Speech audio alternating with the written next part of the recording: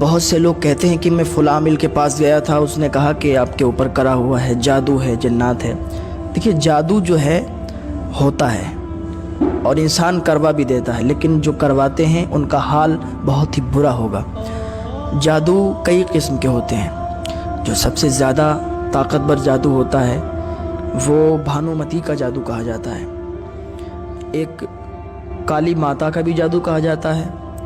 جادو بہرحال بہت طریقے کے ہوتے ہیں، لیکن جو بھانومتی کا جادو ہے وہ 70 پتلیوں کا ہوتا ہے۔ آپ نے دیکھا ہوگا پتلی ہوتی ہیں، پتلے کے نما بنی ہوئی ہوتی ہیں، اس میں وہ لوگ سوئی چبھوتے ہیں، اس کے اوپر نیبو کاٹتے ہیں، جو بھی کرتے ہیں وہ اپنا بہت غلط کام کرتے ہیں، اور وہ بہت ہی گندا جادو ہوتا ہے، کیونکہ سپلی عامل ہوتے ہیں اس کے، اور وہ اس کو کہتے ہیں جو لوگ جتنی زیادہ گندگی کرتے ہیں، جتنی زیادہ گندگی کھاتے ہیں، اتنا ہی زیادہ ان کا جادو مضبوط ہوتا ہے۔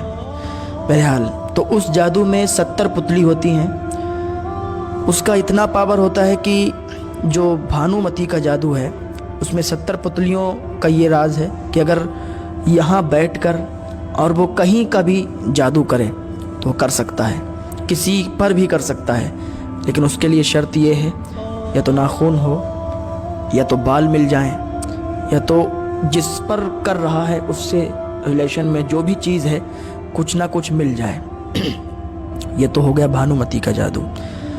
لیکن جو کالی ماتا کا جادو کہا جاتا ہے اس میں 30 پتلیاں ہوتی ہیں۔ وہ یہاں بیٹھ کر انسان اتنی دور تک کر سکتا ہے جتنی دور بیچ میں ندی نالا نہ پڑ جائے۔ اگر بیچ میں ندی نالا پڑ گیا تو وہ جادو وہاں تک ختم ہو جائے گا، وہ وہیں تک محدود رہتا ہے۔ بھانومتی کا جادو وہ ندی نالوں سے بھی پار کر جاتا ہے، آگے تک، جہاں تک کر سکتا ہے، جہاں کا انسان ہوگا، مطلب جس پر چاہے کر سکتا ہے۔ اب جو آپ پر جادو کیا ہوا ہے، آپ کہتے ہیں کہ میں فلاں کے پاس گیا، تو دیکھیے ہر عامل سے مت ملیے اور ہر عامل کے پاس مت جائیے، کیونکہ میں نے بہت پہلے بھی بتایا تھا کہ ہر عامل ایک جیسا نہیں ہوتا ہے۔ بہت سے عامل لوٹنے کے لیے بیٹھے ہیں جو لوگوں کو لوٹتے ہیں، بہت سے عامل ایسے ہوتے ہیں جو باقی کام کر کے دیتے ہیں اور ان سے پیسہ بھی نہیں لیتے ہیں زیادہ، سمجھ رہے ہیں، جتنا ان کا کام ہوتا ہے اتنا ہی پیسہ لیتے ہیں۔ اگر آپ کے اوپر جادو ہے، آپ کے کاروبار بند ہیں، ٹھپ ہیں، آپ کو ایسا لگتا ہے کہ کوئی بندش ہے، تو کسی عامل کے پاس مت جاؤ۔ سب سے پہلے آپ نماز کے عادی بن جاؤ، 5 ٹائم کی نماز پڑھنے لگو۔ جب نماز پنجگانہ آپ ادا کرنے لگو، ایک وظیفہ کر لینا۔ اتنا آسان وظیفہ ہے اور اتنا طاقتور وظیفہ ہے کہ اگر اس وظیفے کو آپ نے کر لیا تو کسی عامل کے پاس جانے کی ضرورت نہیں ہوگی۔ عشاء کی نماز کے بعد 21 مرتبہ قل اعوذ برب الناس، یعنی یہ قل شریف آپ کو پڑھنا ہے 21 مرتبہ، اول اور آخر 7 مرتبہ درود شریف پڑھ کے۔